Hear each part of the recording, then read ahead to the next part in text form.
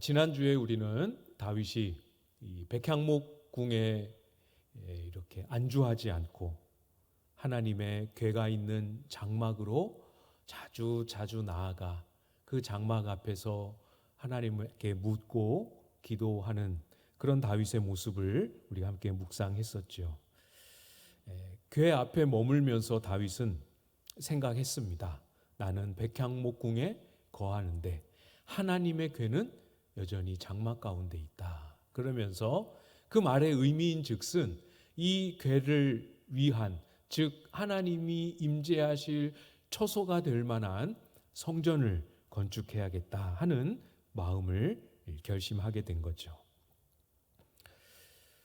그 마음도 참 귀하고 그 마음이 생기기까지 하나님 앞에 머물렀던 과정도 참 귀하지만 하나님은 선지자 나단을 통해서 다윗의 계획에 반대의 말씀을 해 주십니다.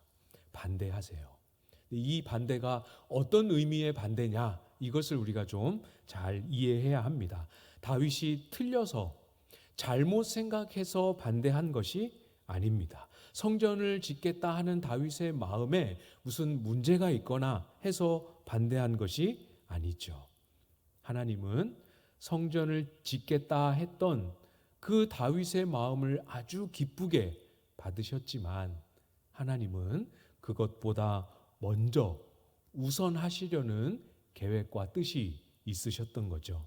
그래서 우리가 8절부터 오늘 묵상을 하겠지만 4절부터 7절까지의 내용을 간략하게 말씀을 드리면 이런 거죠. 내가 나를 위하여 내가 살 집을 건축하겠느냐, 이렇게 하시면서 하나님은 이제 쭉 말씀을 하시는 겁니다. 이제까지 하나님은 하나님이 이스라엘 백성들에게 명령하신 대로 항상 성막에, 휘장 안에, 텐트에 궤를 두도록 하고 하나님은 늘 항상 그 장막에 거하셨다. 한 번도 건물에 거하신 적이 없고 건물을 지어야 한다라고 말씀하신 적도 없다라는 사실을 4절부터 7절까지 쭉 기록해 주십니다.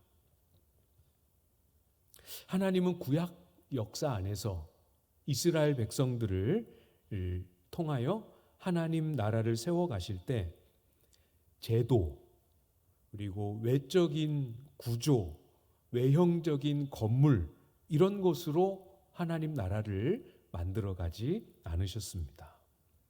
그래서 이스라엘 백성들을 위하여 땅을 약속하시고 약속하셨던 그 땅을, 물리적인 삶의 공간을 이스라엘 백성들에게 만들어 주실 때에도 먼저 그 공간을, 국경을, 울타리를 먼저 주신 게 아니고 이스라엘 백성을 먼저 준비시키셨습니다. 그래서 애굽에서는 나왔지만 약속의 땅으로 들어가기 전까지 여러분 아시죠? 이스라엘 백성을 먼저 시내산에서 언약 백성으로 삼으십니다. 출애굽기에 나오는 내용이죠. 언약 백성으로 삼으신 후에 이스라엘 백성들을 더 준비시키십니다. 하나님의 말씀에 순종하는 백성으로 훈련시키시기 위하여 광야를 지나가게 하시죠. 이게 민수기의 내용 아니겠습니까? 한참의 세월이 지나면서 하나님은 이스라엘 백성들에게 왕을 통하여 다스리는 하나님 나라를 허락하십니다. 왕정 제도를 이스라엘에게 만들어 주시죠. 그러나 그 전에도 원리는 똑같습니다. 먼저 이스라엘에게 제도적인 사람 왕을 세우기 전에 먼저 진정한 이스라엘의 왕이 누군지를 가르쳐 주시고 진정한 왕이신 하나님을 모시고 하나님을 따라 사는 삶을 기대하고 또 세우기 원하셨죠. 그러나 그 부분에서 이스라엘은 꽤 오랜 세월 동안 실패하지 않았습니까? 그게 사사시대죠. 왕이 없음으로 할 때 그 왕은 이스라엘이 하나님을 왕으로 인정하지 않았음을 의미하는 것 아닙니까? 건물이든 제도든 외형적인 국경이든 그것이 무엇이든지 간에 그게 의미가 없거나 부정하는 것은 아닙니다. 그렇지만 그 외형이 갖추어지기 전에 그 외형이라는 제도나 그런 그릇에 담길 내용, 하나님의 주권과 통치하심, 그리고 그 주권과 통치하심에 순복하는 백성들, 이 실제를, 이 내용을 항상 먼저 준비하십니다. 굉장히 길게 제가 말씀을 드렸죠. 그래서 하나님은 다윗이 성전을 건축하려는 그 마음이 귀하지만 일단 잠시 그 계획을 멈추시고 하나님이 다윗을 위하여 집을 지으시겠다 하는 그 말씀으로 약속하시고 선포해 주십니다. 그게 바로 오늘 본문이지요. 사실 다윗은 지금에서야 하나님의 집 성전을 생각하지만 사실 하나님은 다윗이 목동으로 있을 그 시절부터 이 모든 계획을 가지고 이미 벌써 다윗의 집을 짓기를 시작하셨습니다. 그게 오늘 본문인데요. 8절 말씀 중간쯤부터 보시면 내가 너를 목장 곧 양을 따르는 데에서 데려다가 내 백성 이스라엘의 주권자로 삼고, 이미 양을 치던 시절부터 하나님은 계획하시고 시작하셨습니다. 양을 치는 일을 하던 다윗을 부르셨지요. 불러내시고 이스라엘의 주권자로 왕으로 내가 삼았다 이렇게 말씀하십니다. 이것은 다윗을 왕으로 삼으신 그 하나의 사건을 의미하는 것만은 아니고 하나님께서 그분의 나라를 세워가실 때 항상 그 백성을, 항상 그 종들을, 항상 하나님이 쓰시는 사람들을 부르시고 세우시는 하나님의 방식을 말씀하고 계십니다. 하나님은 그분의 나라를 세우시고 만드실 때 그 백성을 감당할 하나님의 사람들을 불러내십니다. 부르시고 감당하도록 세우시죠. 수많은 성경의 역사가 이것을 반복하여 보여줍니다. 아브라함을 갈대아 우르에서 불러내셨죠. 이스라엘의 족장으로, 복의 근원으로 삼으시고 세우셨습니다. 하나님께서 애굽에 있는 이스라엘 백성들을 애굽에 종살이하는 데서 불러내셨지요. 그리고 광야로 이끌어 가셨습니다. 약속의 땅을 주시고 언약의 백성으로 삼으시고 그 땅 백성 하나님의 사람들로 이스라엘을 세워 가셨습니다. 하나님 나라를 만들어 가실 때 항상 이렇게 부르시고 이렇게 세우십니다. 똑같지요? 똑같습니다. 저와 여러분을 불러내셨습니다. 어디서 부르셨습니까? 우리를 어두운 데서 불러내어 그의 기이한 빛에 들어가게 하신 이의 아름다운 덕을 선포하는 삶으로 저와 여러분을 부르셨습니다. 어둠에서 건져내서 빛으로만 옮기신 게 다가 아니고 거기서 저와 여러분을 세우셔서 하나님이 우리에게 이런 일을 행하셨고 이런 역사를 이루셨음을 증거하고 선언하는 삶으로 우리를 부르셨습니다. 백성 아니었던 우리를 백성 삼으셨죠. 긍휼을 입지 못하였던 자인 우리를 긍휼을 얻게 하셨습니다. 공통점과 이 내용과 메시지가 좀 정리되십니까? 하나님 나라를 위하여, 하나님 나라를 세우시기 위하여 그 백성을 불러내심과 세우심. 이 큰 하나님 나라의 역사에 이 시점에 다윗이 있었고 이 시점에 다윗이 하나님의 택함과 부르심을 받았을 뿐입니다. 마찬가지입니다. 저와 여러분을 죄와 사망에서 건지신 것도 물론 우리 한 사람 한 사람을 사랑하시고 건지시기 위하여 하신 것도 틀림없이 있지만 그게 끝이 아니지요. 저와 여러분을 부르시고 세우신 것은 우리를 통하여 하나님 나라를 만들어 가기 위함이십니다. 그죠? 우리가 구원받은 게 끝이 아닙니다. 구원받은 우리가 이제 하나님을 드러내며 하나님을 자랑하며 하나님을 섬기는 그 나라를 위한 일꾼으로 세워지게 되는 거죠.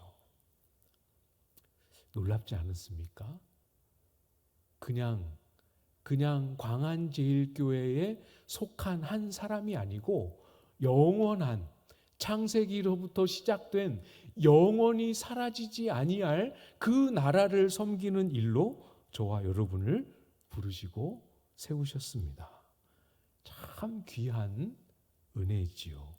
가만 내버려 두면 썩어질 것만 바라보며 그렇게 살 수밖에 없는 인생들인데, 욕심대로 살 수밖에 없고 자기 고집대로 살 수밖에 없는 그런 인생들인데, 저와 여러분을 부르시고 세우시고 건지신 것도 감사한데 영원한 주님의 나라를 위하여 살도록 우리를 세우셨습니다. 은혜이지요. 하나님이 나를 성도로, 하나님 나라의 백성으로, 그 나라를 감당할 일꾼으로 부르신 게 은혜인 줄 여겨지기 시작하면, 이것이 귀하고 놀라운 것이며 감사함으로 여겨지기 시작하면 하나님 나라를 섬기는 삶에 기쁨이 생깁니다. 똑같은 일인데 은혜로 여기느냐, 내가 해야 될 수고와 애씀으로만 여기느냐에 따라 기쁨의 여하가 달라지게 되지요.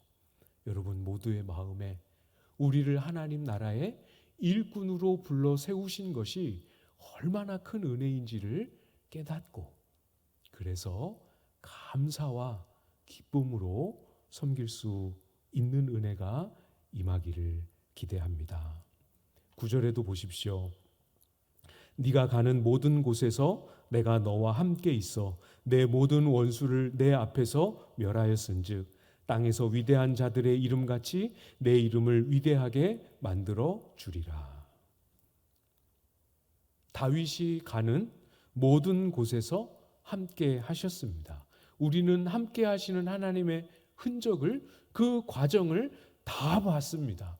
광야에서 그렇게 두려움 가운데 쫓겨다니면서 시행착오와 실패를 겪는 그 모든 과정 가운데 하나님이 함께 하심을 우리는 보지 않았습니까? 또 다윗의 원수들을 하나님이 전부 멸하여 주셨습니다. 모든 전쟁에서 이기게 하셨죠. 여기까지 지금 9절 방금 말씀드린 이 부분까지가 지금까지 지내왔던 과거에 하나님이 다윗을 통해 이미 이루신 일들을 말씀하셨습니다. 여러분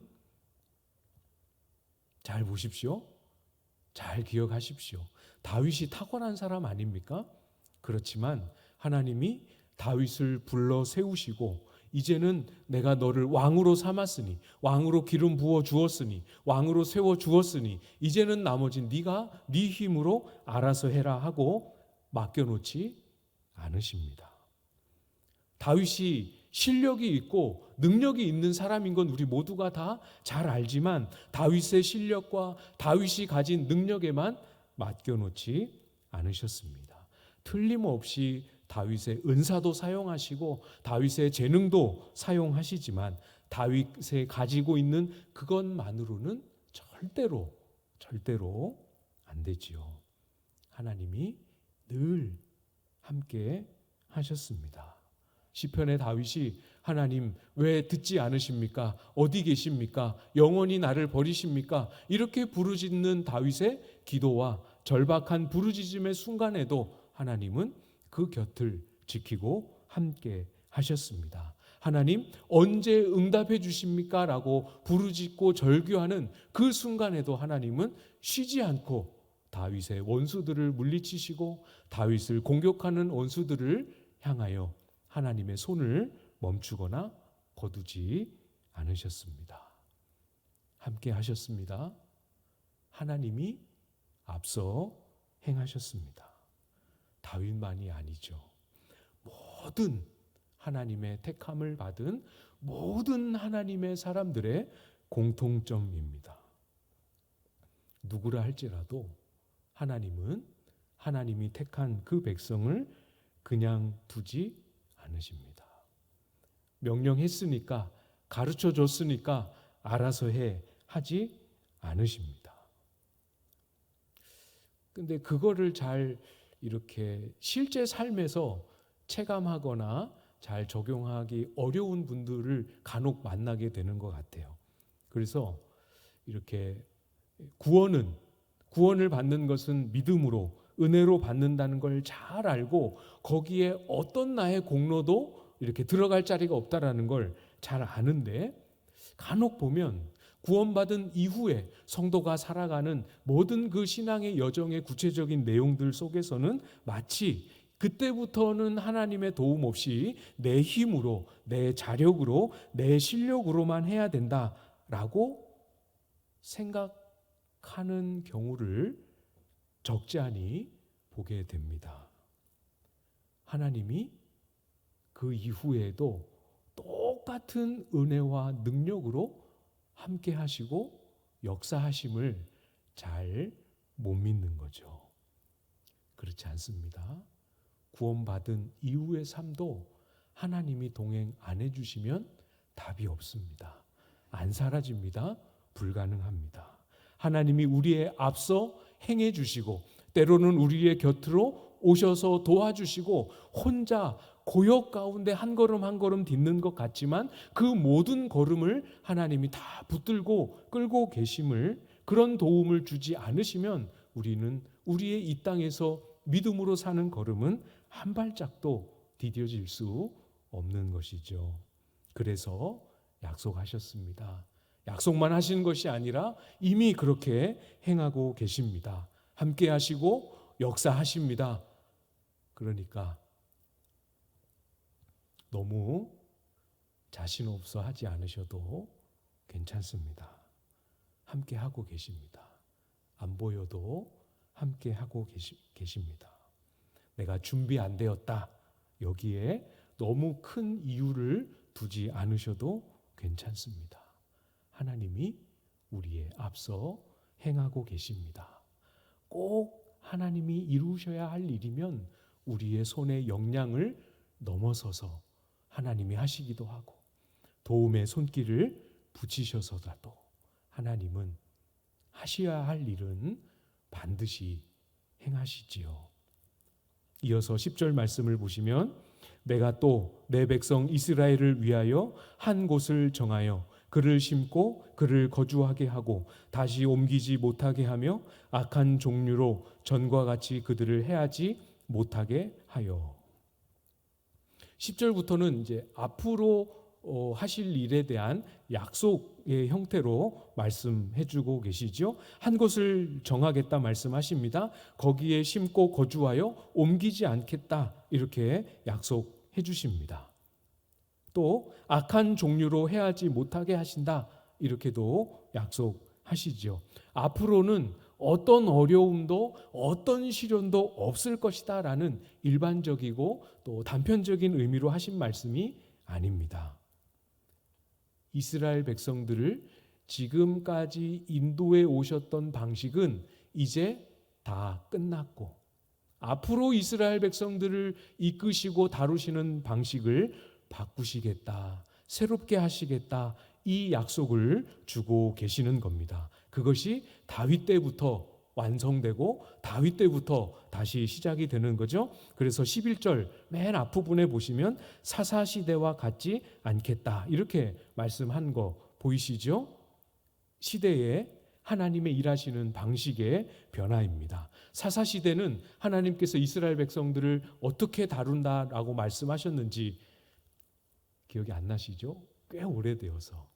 하나님이 이스라엘 백성들을 다루실 때 적들을 다 내쫓지 않고 남겨두셨다, 이렇게 말씀합니다. 전쟁을 알지 못하는 이스라엘이 전쟁을 감당할 때 하나님을 신뢰하고 하나님께 순종하며 하나님을 의지하는 방식으로 싸우는 믿음을 훈련시키시기 위해 적들을 남겨두셨다라고 말씀하십니다. 그러니까 사사시대가 완전히 종식되기 전까지는 이스라엘은 늘 곁에 어떤 종류든 대적을 곁에 두고 훈련과 연단의 시간을 겪어야 합니다. 사사시대 이전을 거슬러 올라가 보십시오. 이스라엘 백성들은 가나안 땅에 들어가기 직전까지 광야를 떠돌며 광야에서 살아가며 훈련하는 그런 방식으로 하나님의 인도하심을 경험해야 했습니다.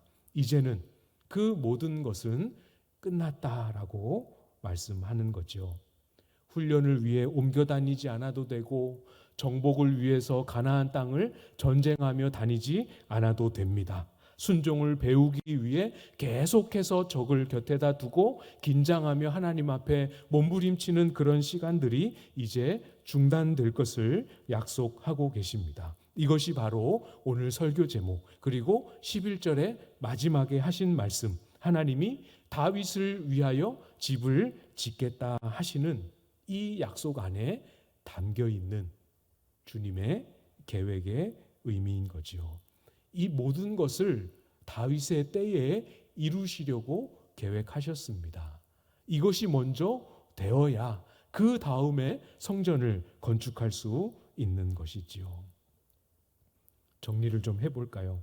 다윗이 하나님을 위하여, 하나님을 사랑하고 하나님을 생각해서 한다고 했지만, 성전을 건축해야겠다라고 마음을 먹었지만, 사실은 다윗이 하나님을 위하는 게 아니고 하나님이 다윗을 위하여, 그리고 이스라엘을 위하여 얼마나 치밀하고 얼마나 신실하게 오랫동안 그 일을 해오고 계셨는지 오늘 본문은 우리에게 가르쳐주고 있지요.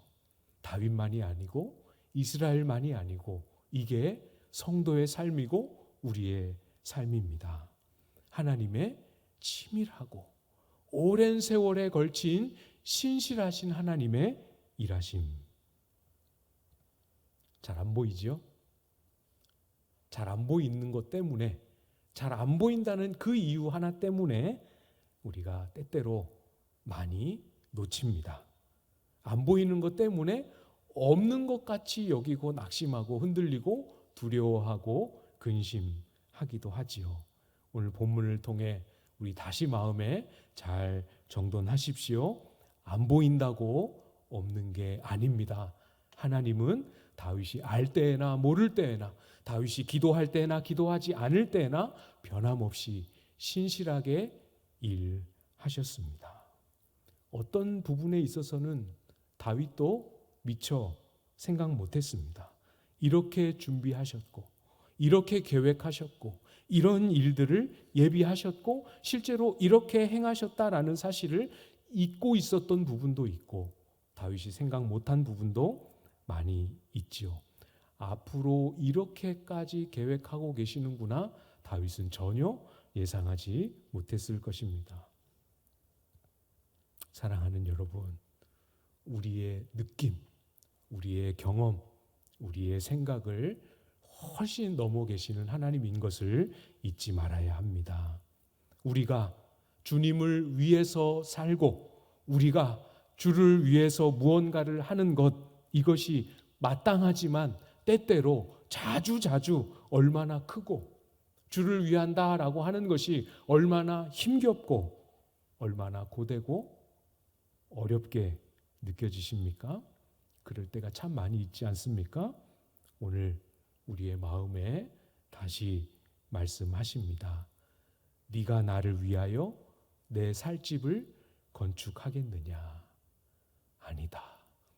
여호와가 너를 위하여 집을 지을 것이다. 네가 나를 위하여 우느냐? 아니다. 내가 너를 위하여 수천 년을 울며 기다려왔다. 이렇게 말씀하시죠. 네가 나를 위하여 헌신하고 희생하느냐? 내가 너를 위하여 십자가에서 물과 피를 다 쏟았다 말씀하십니다. 우리가 주님 앞에 서면, 그때 가면 정말 명확하게 다 확인하게 될 거예요. 야, 내가 주를 위하여 열심히 산다고 살았는데, 내가 주를 위하여 한 게 아니고 주님이 나를 위하여 다 하셨구나.